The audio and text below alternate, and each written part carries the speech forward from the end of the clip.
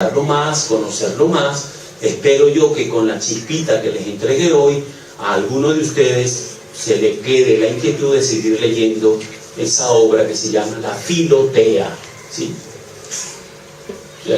Suena un poquito extraño a nuestra sensibilidad actual. Él explica en esa obra cómo se hace la persona santa. Muy interesante.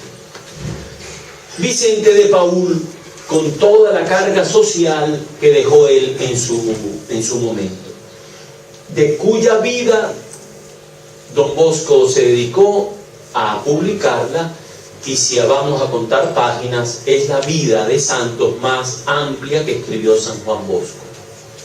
Alfonso María de Ligorio, de quien hereda una moral positiva, más humana, más comprensiva, no intransigente, no, pero más serena, sobre todo, menos estrecha, menos escrupulosa. San Felipe Neri, con toda la corriente de alegría y de oratorios. Ignacio de Loyola, el discernimiento, la escucha de la palabra.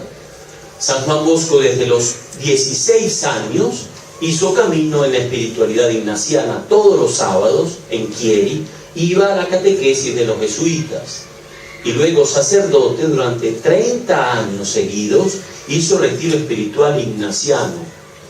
Y desde el año 48, 2 años después que había llegado a Baldoco, empezó a ofrecerle reciclado los retiros espirituales a sus muchachos.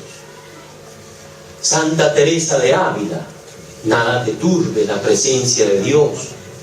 San Benito, por cuanto queriendo ya luego conformar sus constituciones, evidentemente fue a estudiar y pasó por la regla de San Benito. El abad, el padre que congrega. En la voz joven está Dios. No anteponer nada a Jesucristo. Principios benedictinos que asume Don Bosco.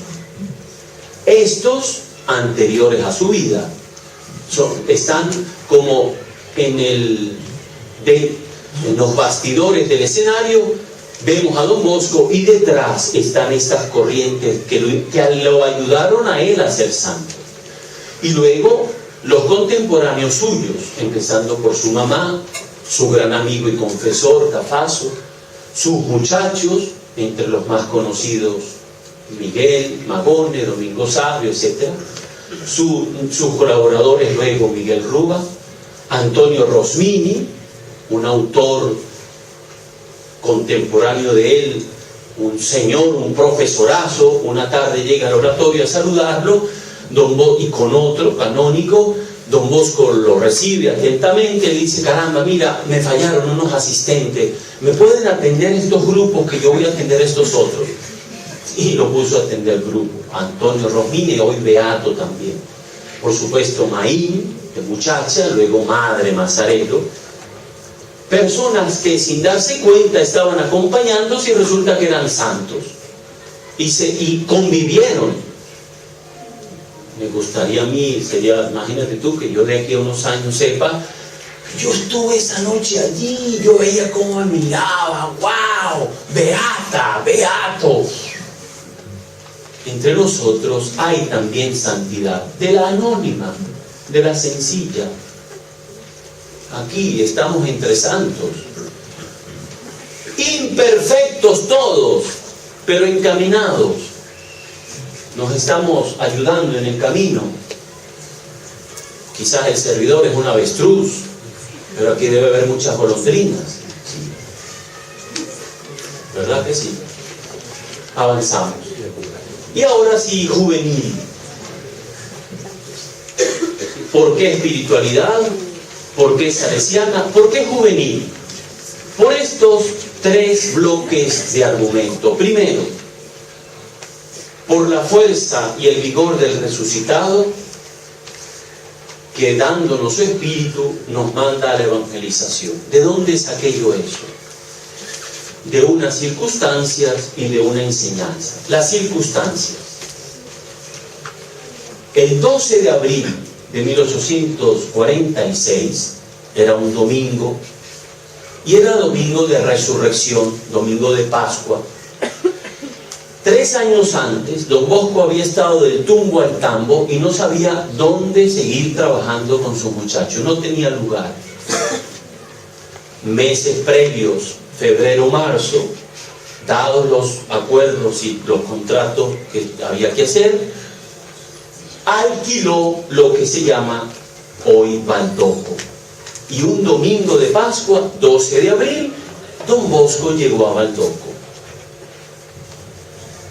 Si los padres que son de más edad y estudio que un servidor me corrigen, les agradecería. El 1 de abril de 1934 era domingo de Pascua. Y fue canonizado don Bosco en un domingo de Pascua. Creo el único en su estilo. Porque el domingo de Pascua es no hay que estar dando argumentos. La resurrección. Y don Bosco fue canonizado un domingo de resurrección. En la espiritualidad juvenil salesiana, la fuerza de la resurrección está en el manantial del vigor. ¿Y cuál es la enseñanza? Este numerito de una constitución dogmática del Vaticano II, Lumen Gentium. No es la marca eléctrica que hoy día se ve por ahí, ¿verdad? Lumen Gentium, número 4. Y expresa que el Espíritu Santo mantiene joven a la Iglesia en la fuerza del Espíritu y la evangelización. Juvenil, resurrección.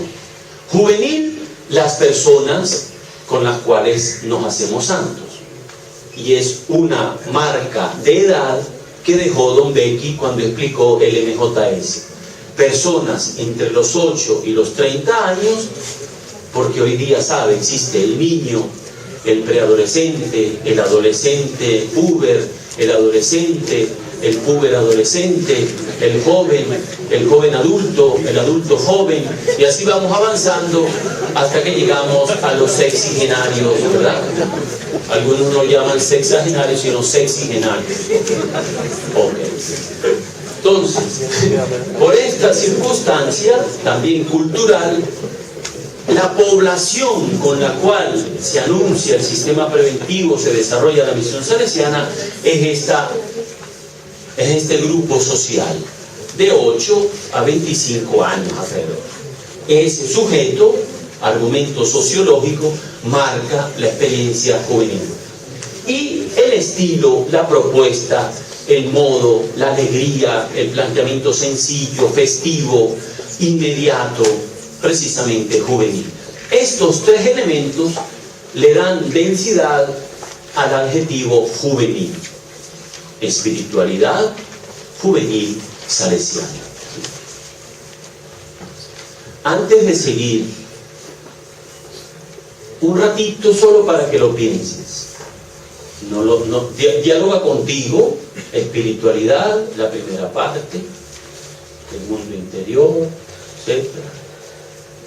Juvenil, lo tienes enfrente. Salesiano, Francisco de Sales, los santos que ayudaron a Juan Bosco, etc. Adelante.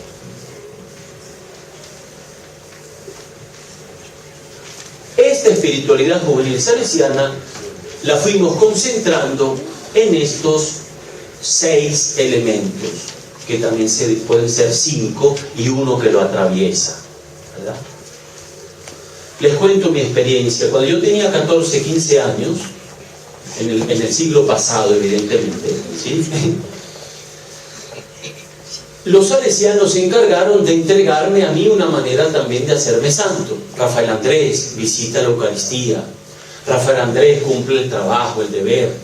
No esté fuera de puesto, sea alegre. Ponte al servicio de los demás. Y yo tenía esas cositas un poquito así como desordenadas. Como les digo, ya fue llegando el momento y coincidió con mi vida salesiana. Desde el año 74 yo soy salesiano. Se nos fue entregando un perfil cada vez más claro de en qué consistía, que no eran cositas, que es un estilo de vida para llevar responsablemente el deber del cotidiano, para vivir en la alegría, vivo encuentro con Cristo, sentido de iglesia, compromiso por los demás, con María, Madre y Maestra. Esos elementos son los que a Don Bosco y su gente y a nosotros nos van ayudando a caminar a la santidad. Eso es espiritualidad juvenil salesiana. Avancemos. Ustedes lo tienen también en el folleto que fue apareciendo, recuerdan, creo que ya se lo hayan entregado, la famosa manito. Siempre, si alguna persona pudiera leer arriba, un clic, por favor. ¿Hay alguien que pueda leer? Si no puede leer, sí, dígame. Lo cotidiano se vive en la presencia de Dios, la vida, el lugar de la respuesta de la vocación humana, cristiana y religiosa. La disciplina y el sentido del deber entrenan en la templanza de la madurez espiritual. La presencia de Dios se contempla en la sencillez de lo cotidiano, como María que conservaba todo en su corazón. Qué bien, siempre. Si lo quieren más condensado, al final del folletito, la última página, están los elementos más condensados. Si sirve como elemento para aprender, la palabra que le dio Don Bosco a Miguel Magonia, que después de su momento crítico, con lágrimas, él llegó a darse cuenta que su alegría no era como la de los demás, etc. Quiso como que marcar diferencia y exigirse mucho, y es cuando Don Bosco lo llama: Miguel, no te enredes la vida, vamos a hacer lo de siempre, pero bien hecho.